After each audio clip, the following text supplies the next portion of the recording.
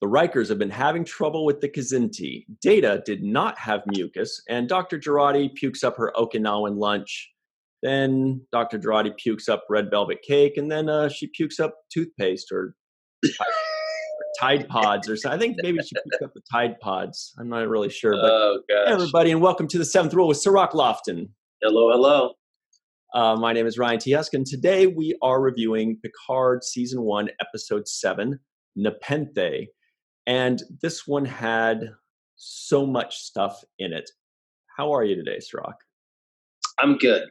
And yes, this did have a lot of stuff. Almost too much stuff. But it was jam-packed with little goodies here, right? Mm-hmm. So, did you notice that Dr. Girardi threw up 3 times in that episode, or is that just me? I didn't notice it until you said it in this opening here. She threw up 3 damn times. Yeah, man. I do remember the blood throw up, and then there was the foaming at the mouth. And the first one is the one that I kind of forgot about. But it was when she was being approached by Starfleet, the High Romulan Starfleet security officer, right? Mm-hmm. And she was being asked to essentially spy on Picard. And that actually answered a very important question for us earlier, which was, what the hell is she doing killing Bruce Maddox, right? Right, and that kind of explains it for us. That explains it for us. The other thing was that they didn't get into it, but I don't know. Does the microchip that she ingested in the beginning of the episode, does that change her personality, her behavior, or does it just only allow for tracking? Yeah, it was just tracking as far as I know, and it was kind of strange. Like, I did kind of find myself wondering, how did she know to chew it? Like, this lady said, "Here, take this," and she's like, "Oh, one of these things. Let me just," and she pops it in and starts chewing it and eating it. What if Commodore O was like, "Dude, what are you doing? Don't." That's the only one we had. It's a tracking device, and you just destroyed it with your hungry teeth. What are you doing? Not a You just Scooby threw snack. up too. Now we know why you throw up. So you just she's like a toddler. She just puts everything in her mouth. It's like pennies, toenails. I don't care. No, I thought she told her you can chew it, but maybe I'm wrong. I thought I heard her say chew it. Well, if that's the case, then it's less funny. Yeah, it's a lot less funny, but that's why I didn't want to step on it. But that's because I wrote that down. That's actually a real technology. And I remember first hearing about it when they were talking about implanting RFID chips inside of people, right? Okay. We're getting those tattoo-like implants inside of their body. Mm-hmm.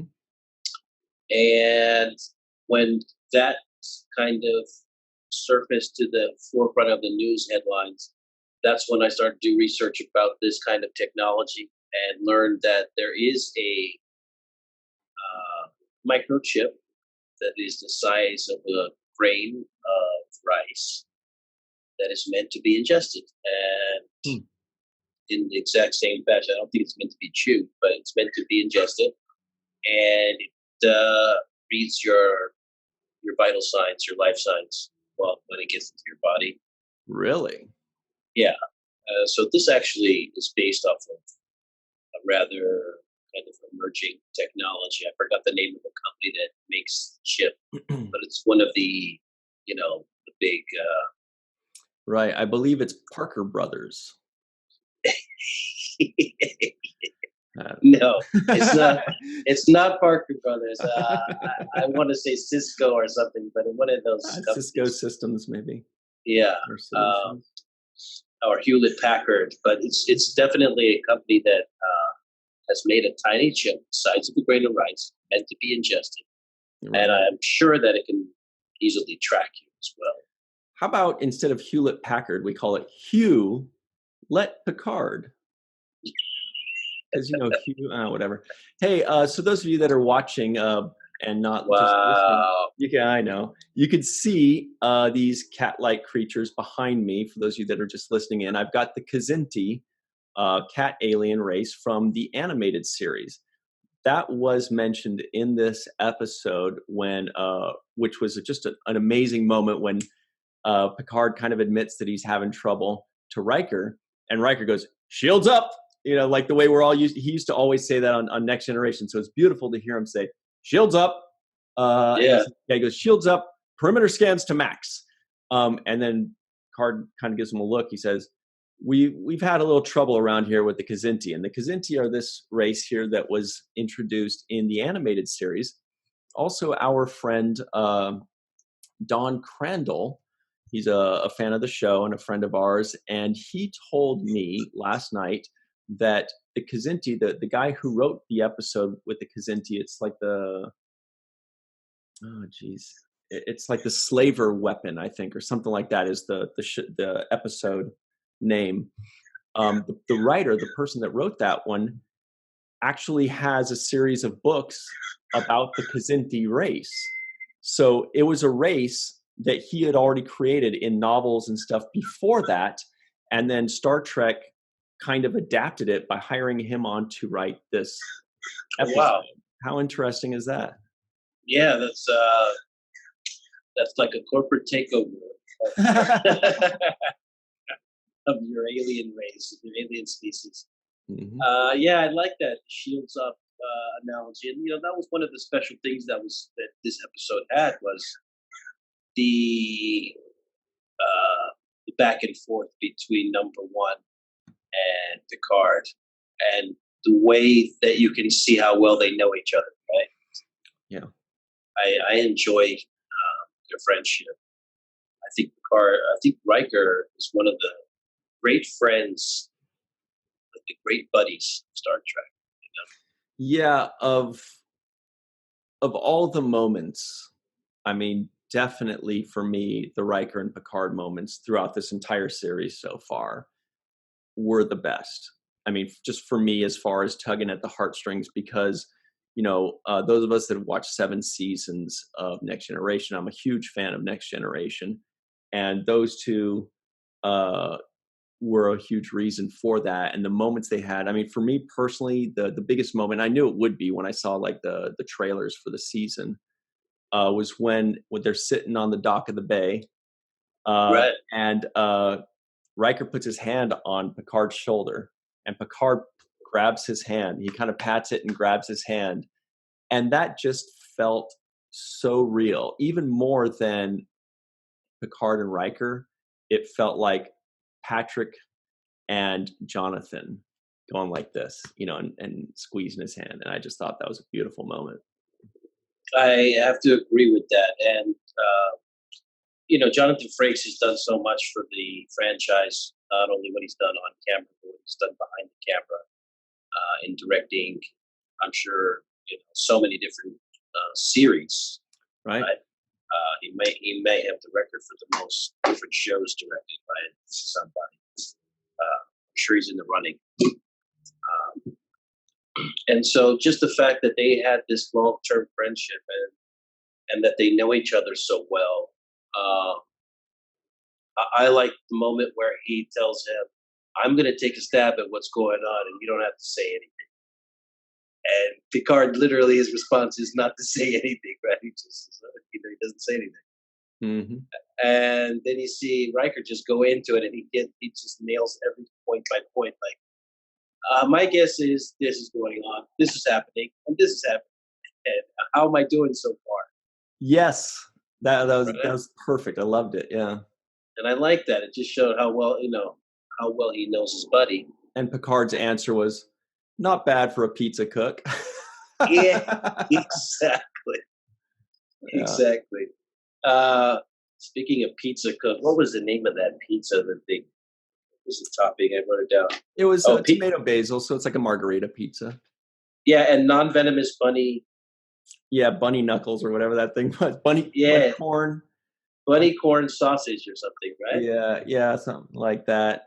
And of course me. By the way, in this episode, I think I am going to be more of a nerd than in anything we've ever done, because there's some moments that I really, really liked more than anything.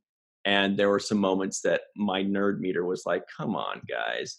This was one of those moments where I was just like, this is just me being overly analytical. But I'm like, okay, so their daughter Kestra is, a self-proclaimed pacifist, but she's out with a bow and arrow shooting animals. I mean, technically she could still be a pacifist, but I was like, well, I mean, I don't know, man. She's out shooting animals. I'm like, but whatever. As soon as I saw her, I thought Ewok. I was like, where are the Ewoks at? Yeah. So I, it felt so that kid, this what was her name, Kestra? Right.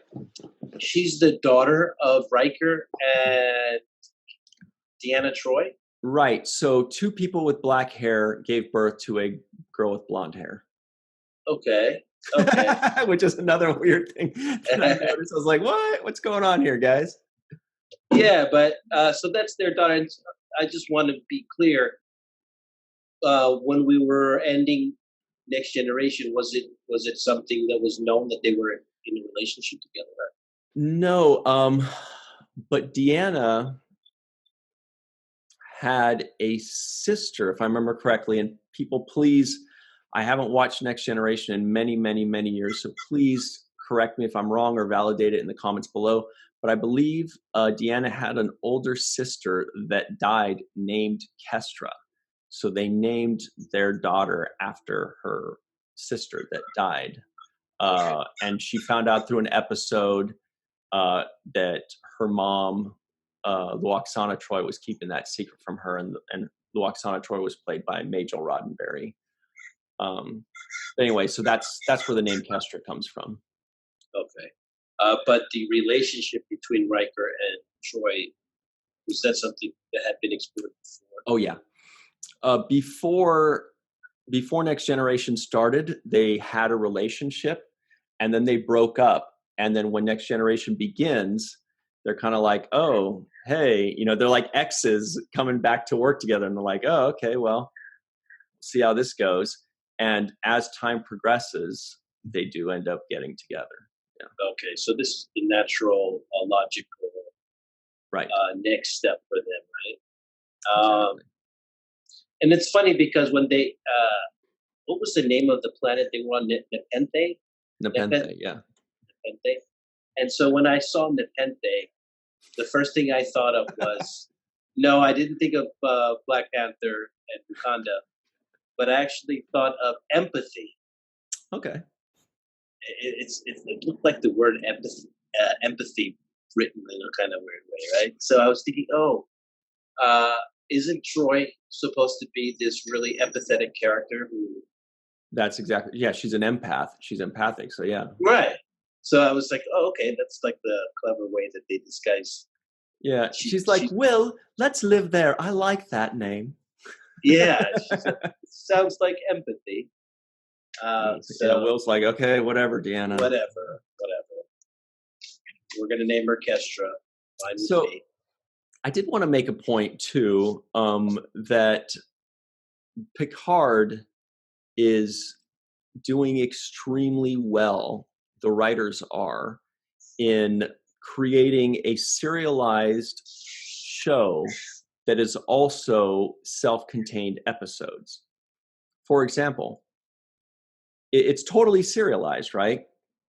Yeah. But we can say the episode where they go to Nepenthe. That's this episode. We could say the episode that they go to Free Cloud, right?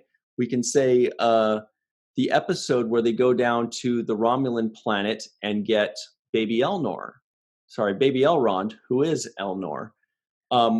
They're standalone. These are standalone episodes that are also serialized within the grand scheme of things. And the only other Star Trek series that's been able to do that was Deep Space Nine during the Dominion Wars, which is what made Deep Space Nine, in my opinion, the best written series. And it's so cool to know that Picard is doing it just as well within those confines of the structure. And I'm really happy about it. I'm really pleased, and big kudos to them, because I'm also going to nitpick the hell out of them. But huge kudos for that, in my opinion. Yeah, it's an entertaining show. I I found myself, interested in the storyline and seeing what's going to happen next. Kind of, it's gotten me on the hook as far as where are they going to go with it. And they've been revealing a lot of little tidbits. At least in this episode, I thought they gave away a lot about farther down the line and where they're looking. Mm-hmm. And that vision came in the form of Dr. Agnes's vision when the mind meld was happening, right? Right. There was and it all came through in like 3 seconds of flashes, right? Right.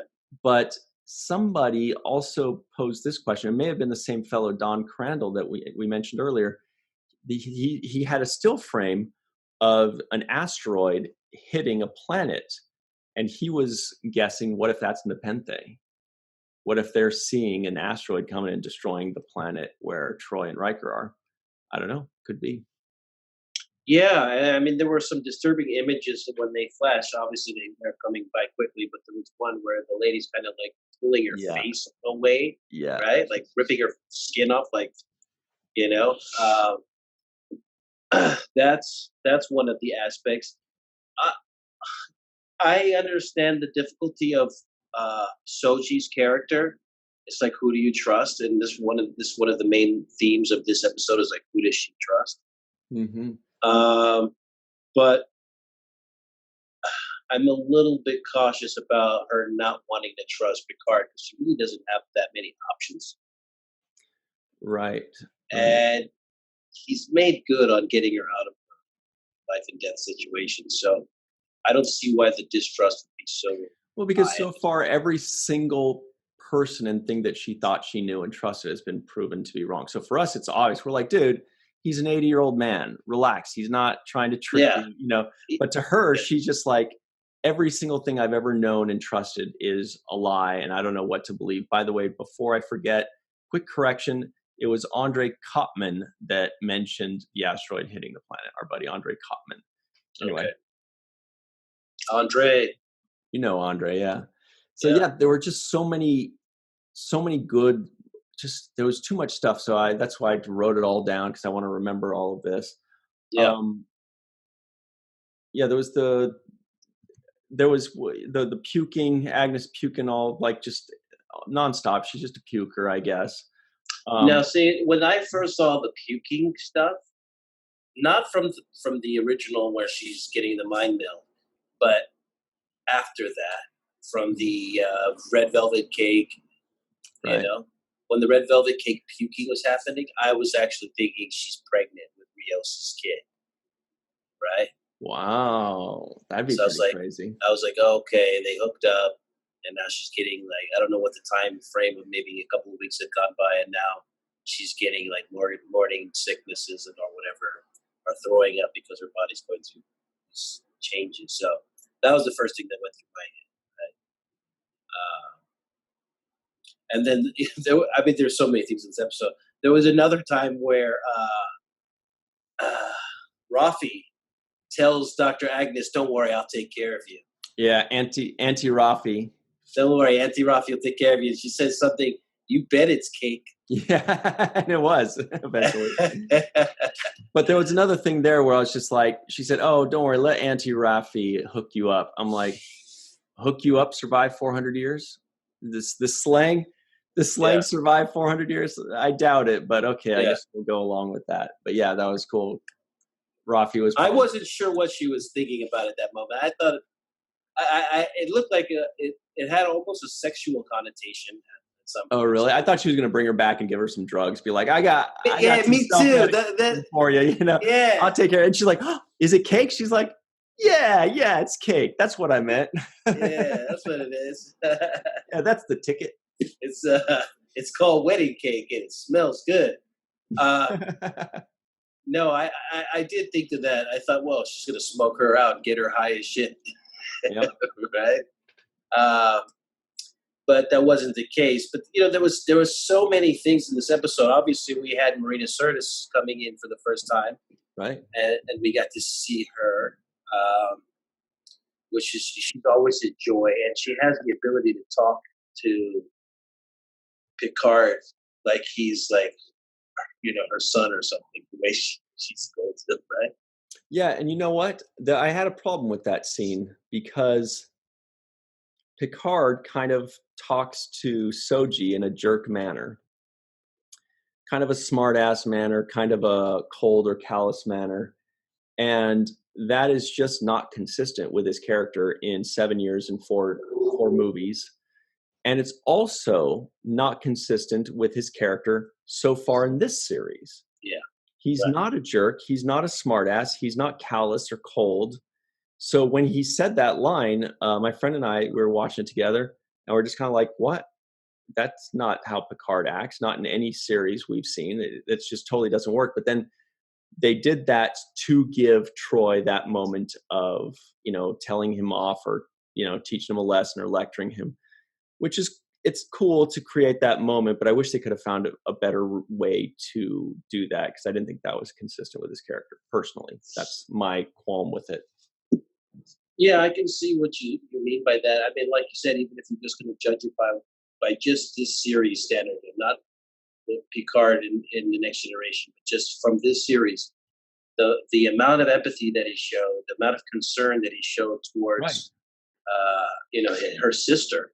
And the Romulans and the Borg and Hugh and the people that he lived with, like across the board, he's been extremely compassionate. Yeah, and that's one of the qualities that I've liked about him is the sensitivity now that he's approached things with at his later age, right? He's really more sensitive to people's feelings and setting the record straight and not being offensive. So I thought that, it was kind of a little bit inappropriate for this girl who he's trying to earn her trust, right? Yeah, that's a good point, yeah. And then he walks up and is like, I wouldn't trust me either. Yeah. He's like, yeah, whatever. I'm trying, but I'm tired of trying. Good luck out there, punk. Yeah, it was a little bit out of place. But what wasn't out of place was Jonathan Frakes. He comes in and he just literally looks like he hasn't missed a beat, right? I feel like he knows his role. He knows his character so well. He's so, oh man, I just fell in love. He just slides right into those shoes. It's like, he's like the best friend you want to have, right? The guy who's going to tell you like it is, but the guy that's going to leave flour and Parmesan cheese all over your back when he hugs you. I mean, that was beautiful. Hey, we got to go to a quick break, but when we get back, I do want to go over very quickly all the trivioids that we could have done at the beginning here, because there was a bunch in this one too. One of which was the cheesy back. Because Riker, actually Jonathan Frakes has a song coming out called, and he's in it, he says, "I'm bringing cheesy back." Okay, that was too much. Oh God, no, don't do it. I'm bringing cheesy back. All right, we'll be back better on the after side of this break, guys. All right, yeah, we'll be cheesy back on the 7th rule. Hey everybody, and welcome cheesy back to the 7th rule with Sirach. Sorry about that. I'm Ryan T. Husk. Here's the trivioids that didn't make the cut. There were some good ones, and one is puts the cheese and flour on Picard's back. Data did not have mucus. That one made it. The Rikers have been having trouble with the COS NT. That one did make it. 2 people with black hair have a blonde baby. I thought that was weird. Riker plays amateur detective. We covered that. That was really cool. I really like that. Yeah. Fenris Ranger calling cards can be found dangling from the ceilings of your local Borg cube today. That was, we'll talk about that a little later, but at the end of that was the Elnor scene. Yeah, at the end of the episode, baby Elrond is running around and he's like, oh, look, there's a Fenris Ranger calling card just dangling in this immense cube that's like miles and miles and miles and miles huge. And it just happens to be, perfect. What a relief. What luck. That was a very powerful eye roll for me. And the last one is the Aggie dreams of Gormaganders. And Gormaganders are cool for those of us that have been watching Discovery because they are a new alien that was introduced in Discovery. They were that giant space whale, if you remember that, Sirach, when they captured this giant space whale called a Gormagander, and Harry Mudd came out of it. He was flying in it.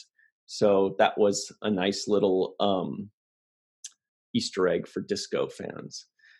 Gormaganders. Yep. Good old Gormaganders, and Aggie dreams of them.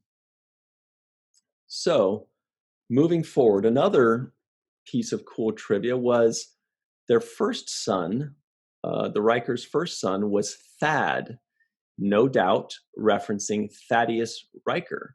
Now, Colonel Thaddeus Riker was a soldier in the Union Army during the Civil War, and he was an ancestor of William T. Riker. This was like an episode where one of the Qs, named Quinn, I think, goes back in time and like saves Thaddeus Riker in the Civil War and takes a picture with him and all that. And so he ended up saving Thaddeus Riker, which led to William T. Riker being born. And so now they named their first son that died Thaddeus Riker, and their first son is important because we talk about all that disease and all that stuff. Really just too much stuff to talk about in one episode. Yeah, a lot of stuff. There's a lot of stuff. I wanted to mention one thing that I really did like, and that was, it was a reference to how to live life. And I think he said, you have to have dreams, tell jokes, and ballroom dance. Do you remember that line? It came in. I remember that because it made me think of that song, Ballroom Blitz. Yeah, and I just thought that, I think that was what Riker was telling Picard, right? I honestly don't remember who said it. I just remember that. Yeah. I just remember that line because it triggered, a boring song. Yeah, well, it triggered something for me too, because I thought, yeah, isn't that what life is about? I mean, a good life is about having dreams, telling jokes, and dancing, and not being afraid to dance. So I thought that was a good thing. Hugh dies with a neck shot. Okay, let's talk about that, because that was such a cool and intelligently written and well performed kill by Rizzo, Narissa Rizzo, where it's almost like she was just pretending to do hand-to-hand combat with baby Elrond, only as a trick to get Hugh to be watching and not paying attention. And she just tosses a knife right in his throat, escapes. What a gorgeous scene. That was a brilliant kill, I thought, personally. Yeah, and she's doing a very good job at playing this devious character that I love to hate, right? She has really earned her way into being a formidable villain in this show. She's somebody who, is repulsive, but is also... I don't know what you're looking at. Oh, I see what you mean. No, not physically. No, I know. But her attitude, is repulsive. Yeah. The way she slithers around like a little snake, right, to make, do her little deeds. But the other thing is, she's a good fighter, as we can see it. It's because she's going up against Elnor, who we know to be like the baddest badass in the Gamma Quadrant, right? Right. Yeah, or in their quadrant, yeah. Or in their quadrant. And here she is. She has a knowledge of his people, because she mentions, like, this is not how we fight, right? Meaning it's not honorable to fight with guns in our traditional... Yeah, the Kawat Malat versus the Jat Bash. Right. Mm-hmm. And so that was nice. So she actually lured him into, she bought time with that, like you say, kind of setting up Hugh to crawl out from under his hiding place. So she does this whole thing, and she's very calculative, very manipulative. And I think she's doing a great job as just being somebody that we love to hate on the show. I just want to give her credit because, she deserves it. She's doing a really good job. Yeah, and I thought she was perfect, performed it perfectly, and I think the writing there was very intelligent. I don't remember, it didn't remind me of a kill that I've seen before. It was a new, insidious sinister way of doing it. And it was I thought it was really smart. I thought it was really cool. I hadn't seen that twist before. So shout out to the writers or whomever came up with that specific way of doing it as well. Because then it also allows her to escape. You know, she gets a kill, she runs off. She's like, hey, big win for me, you know? Yeah. Just a little nitpicking here too. I just want to make a little nitpick. I didn't like Soji's reaction to Picard saying your sister is dead. Mm. And there was a moment where, you know, they're walking and he has to reveal to her your sister is dead, right? And I guess she doesn't know that up until this point. Right. Which is something I kind of thought she knew. I don't know why I would think she would know that her sister is dead, but she doesn't know that her sister is dead. Right. And the first time she's told about it is by Picard in this episode. And he says it in passing. I guess he says, your sister is dead. And her answer is, whatever. Wow. And I didn't like the answer. It was too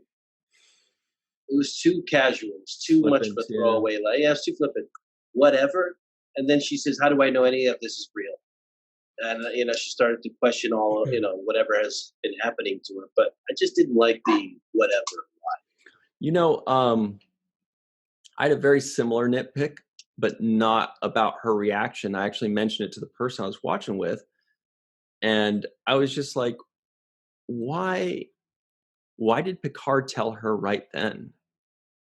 Like, it just seemed like the worst time to be telling her this. Like, he just saved her life. She's all screwed up in the head. She realizes that she's an android.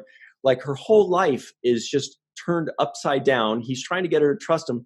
Why doesn't he just say, let's talk about it later? Like, step by step. There's something I have to tell you. Dude. Yeah. It was too much of a throwaway. That's exactly what I thought. I didn't like that interchange. I thought that he would, like, you know, sit her down, and this would be like something that they could have had at dinner when they were all seated together. And there's something I have to tell you. Yeah. This is what happened to your sister. I was there. Da da da da da. And you would think that she would have asked that question at some point, because didn't he hand her the necklace, or she saw the necklace? Right. That was his first way of trying to say, hey, look, I'm your buddy. Right. So I would say, like, where'd you get this necklace off if she's not wearing it? Right. Yeah. But they didn't have much time. They just transport her right over. I don't know. I just thought, like, the whole thing, just talk to her about it later. I mean, yeah, I think we agree that wasn't handled well. And these writers, these writers have been good so far. Very good. Well, they tried to fit a whole lot into this. So let's just be real. They threw everything they could fit in this jambalaya right here. So it had every kind of sausage and shrimp in it. What do you know about jambalaya? I know a lot about it. Cisco's Creole Kitchen. So yeah, there was a lot of that, and you know, those were the kinds of things. What was the deal with this mucus and saliva? What do you think the reference was for about her? Yeah, I think, well, what they're doing is they're kind of exploring the character a little bit more. And I think their reasoning was they're saying that they gave her mucus because Data was always striving to be more and more and more human. So this shows that it's just yet another thing in which Soji is more human than Data was. Now, that's, I think, their reasoning in the show, but I thought I took it even one step further, and that was because they didn't want the creator did not want her to know that she was not human, and the creator did not want others to know that she is not human. And if she had no mucus or no saliva or no sense of smell or whatever it happened to be, that would be your first hint. Oh, well, then something's wrong. Let's investigate. Let's figure it out. But they didn't want her to know that she's not really a human, so they tried to give her every attribute of a human. Yeah, so they did mention that in this episode, where they did say Data would do that. You know, right? And that was what they said. The other kind of cool thing that I had a question about, it was there was a moment where Picard looks at Soji and he says to her, "Read read my pupils and read the dilation in my Yeah. pupils and listen to the inflections in my voice. And he's basically like coaching her on how to like. What a manipulator. Yeah, but he's giving her, he's like, hey, if you want to figure out if I'm telling the truth or not, you have the skill set inside of you. This is what Data used to do. Data would know, by reading it and picking up on the signs, and you have that same capacity. So use your skill set, right? Yeah, that's spot on. And she gave a really good answer, which was, well, I believe that you believe what you're saying is true. Right. So not necessarily that it's true, but she's like, well, I could tell from those things that he's saying that at the very least he believes what he's saying. You don't think you're lying. That doesn't mean you're not lying. Right. Doesn't mean it's all true. Exactly. And what about Rafi though? Because Rafi, she kind of comes at Agnes's neck really hard, right? She's like, "That's not the girl. The girl was the girl that I knew was in a blue dress. Couldn't wait to get on board and jump on deck with us. And now this girl's a little frightened pussycat. Who are you, right?" And she was like attacking Aggie, right? Mm-hmm. And to the point where Agnes really breaks down, right? And she drops an F-bomb. He's that effing synth, right? Yeah. And I thought it was weird that she would go from prying her so hard and just like, who are you? Like, who are you? Or do you really want to be here? To like, don't worry, Mama, Auntie. I know. Auntie Rafi will take care of it. I'm like, well, which one is it? Are you the one that wants to break her down, or are you trying to build her up? Yeah. It's like, let me make you cry so that I can make you feel better. Yeah. So I was confused about that a little bit. But I wrote down here, Riker's a great friend, the kind of friend that any commander, captain, or any person would want to have, right? He's like that buddy, and he's just such a good character. He's got that great smile where he just like looks at you, and then you're just like, man, you gotta love that Riker, dude. And as a person, by the way, for those of you out there, Jonathan Frakes is a lovely person that I've known all these years, and he's always been the same. He's always given me a big hug and a smile every time he sees me. He's been one of the most friendly people from another show that I know, and I really respect him for that. It's been an honor to work with him in his directorial capacity. He's directed you then in a couple episodes? Yeah, he has directed me. And one thing I've noticed about him as a person was his relationship with Avery. And the two of them have always had this really mutual respect for each other and this really cordial friendship. When Avery and Frakes see each other for the first time at a convention or somewhere, you can feel the electricity when they're talking to each other and saying hello. Avery usually yells, "Fracas!" really loud, and Jonathan does it right back, "Avery Brooks!" And then they go back and forth, and I love that they do that with each other. It's genuine. It's not an act.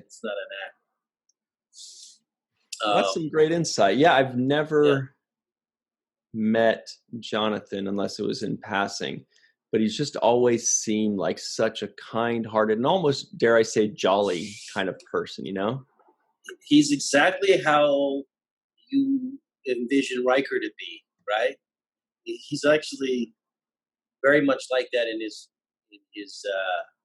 actual persona. It's not far from him. He's really got this big personality. He knows how to fill up a room when he walks into it. Right. He's not the guy in the room that you're like, "Where is Jonathan? I don't know. Is he here?" No, you know he's there. You know he's there. And he gave a great line in this one too, where he looks over and Kestra says, Soji says, "Yeah, I read the book, and you said that Picard was the greatest captain ever." And he's like, greatest captain ever. I must have been drinking at that Yeah, time. he goes, where did you hear that nonsense? They said, it was you. He's like, I must have been drinking. Yeah. And I like that. And there was another where he interrupts Picard and he just says, classic Picard arrogance. Yes. You decide who's in the loop and who's not in the loop. Who gets in and who doesn't. Why don't you let some of us, throw in our 2 cents and help you out instead of you trying to figure everything out by yourself, And I like that. Which leads to another, it's more like a concept than anything else, where Troy says, and by the way, shout out to Marina. She also killed it too. Good job, Marina. Very happy for her. That. She didn't always get a lot of great moments as an actor on Next Generation. She got some, not a ton, but she got a bunch in just this one episode. So that was really cool. But another person, by the way, who has shown me nothing but love and just been a really dear friend to me. Really? So I have nothing bad to say about Marina Service. She hasn't foul mouth though. The way I call it, I've worked with her a few times, and let me just say, that lady has a lot of sass in her. Yeah, she's a very sassy lady, but very fun, very sweet, very cool. But whew, she got some fire in her belly. Oh, she's a firecracker. Right? she doesn't pull any punches. She'll let you know exactly how she feels, right on the spot, in real time. Yeah, and that's one thing you gotta love about her. She'll definitely dish it out. Oh yeah.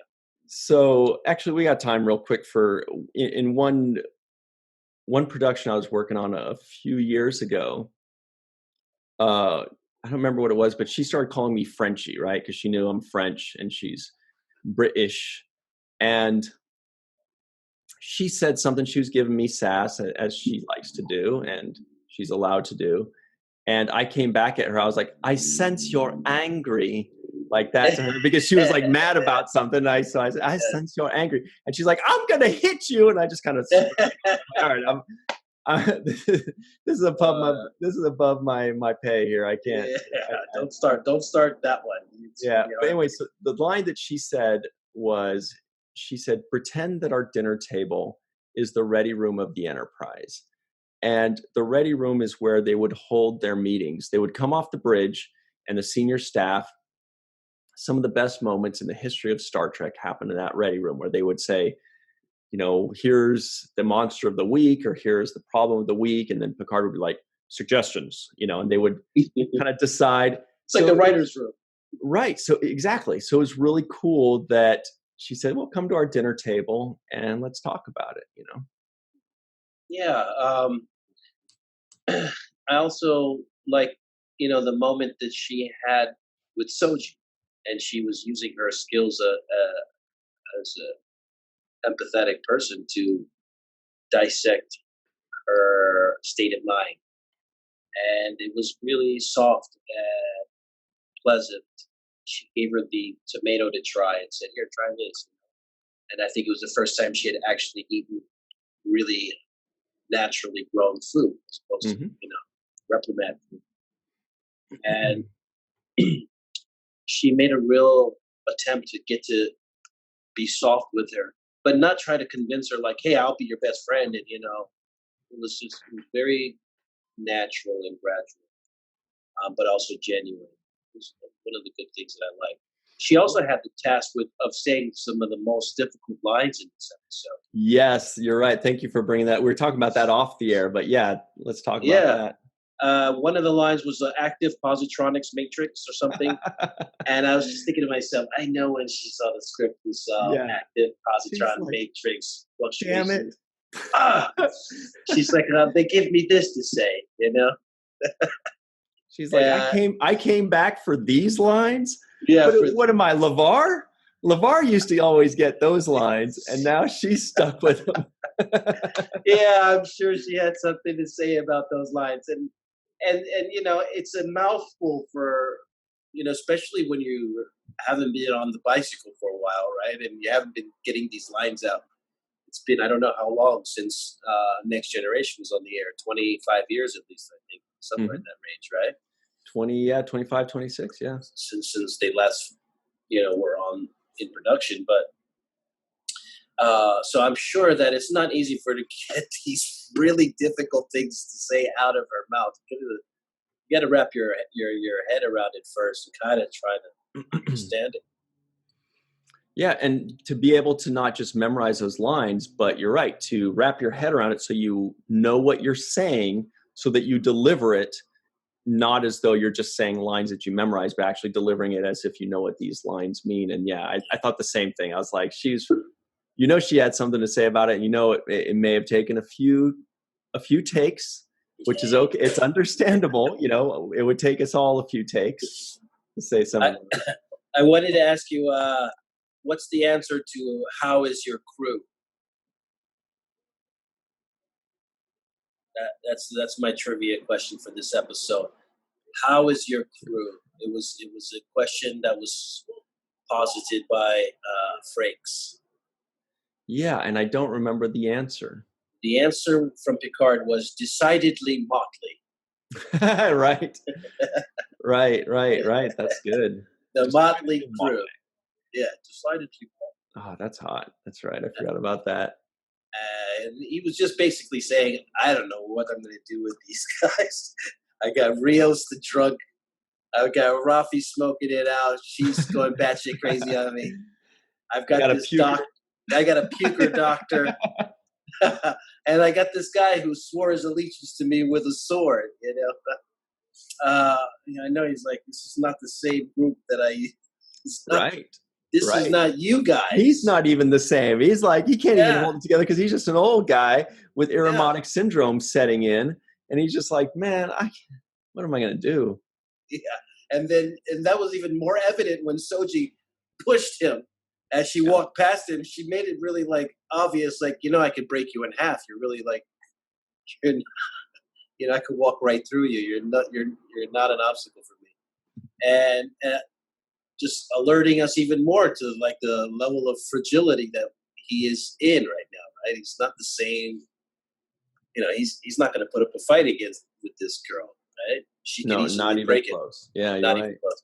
So, and it just gave us a contrast because now he's talking with his old crew about his new crew. And he's reminiscing about missing the old guy. These are definitely not you guys, right? You're right. Riker's probably going like, "Oh, I'm sorry to hear that." Yes. Yeah. Oh, your new crew doesn't stand up. Oh, sorry to hear that. Fuck yeah. Told you you'd miss us. Yeah, sorry. I guess once you get the best, now you got to settle for the rest. Yeah. So yeah, man. There was also one other thing that they mentioned. The soil here is regenerative. Has regenerative power, and they were talking about the soil on Nepenthe. Yeah, Nepenthe. I wonder if that's. I need to look real quick, but I wonder if that's connected in some way to Star Trek 3. The Search for Spock. Was it Star Trek 3? Yeah, the Search for Spock. Because he came back to life because of some regenerative planet. And I wonder if that's something that everybody knows and we just don't. And then I had one question for you. This one. No, it's not. Sorry, I just checked. No, it's not the same thing. The thing I had for you is this planet called Ardani kept coming up. What is Ardania? Because I was lost on that. I believe that was just another thing that Thad Riker made up. Remember how he made up 12 languages, 13 if you count the butterfly queens or something? Right. And he also made up a home planet for the ice witches. And I got to be honest, that language stuff, that Kestra stuff, didn't do much for me. I do know that her middle name was Cell White, and that's a joke for the Dominion fans. Kestra Cell White. No. Now, what was the names that they were calling each other by different names? Riker was calling Imzadi. What is Imzadi? Who's Imzadi? Imzadi means like it's a word in Betazoid or Beta Z I believe it would probably translate to soulmate or something like that. That's what they call each other. Oh, okay. I was like, why is he calling her that? What isn't her name Deanna or something? You Yeah, know? everybody's using different languages. Yeah, I couldn't figure out what the hell I was watching for a second. I was like, It's only half of this is in English, man. yeah, I was like, guys, you can't throw these many different terminology at once because I'm literally lost. You're talking about the Ardani, and then I heard all these The different butterfly languages. queens, the ice witches. One Yeah. line, we got 1 minute left. One line that I really liked by Riker, because they were all great, was when, he runs over to check on the pizza and he comes back, he's like, cancel red alert, burnt tomato. It's like cancel red alert just dropped me, because it's so Riker, because that's what he would do. He would say red alert, shields up, and then Picard would say cancel red alert. I mean, those inside moments, those inside jokes were perfectly written. I really liked all that. Yeah.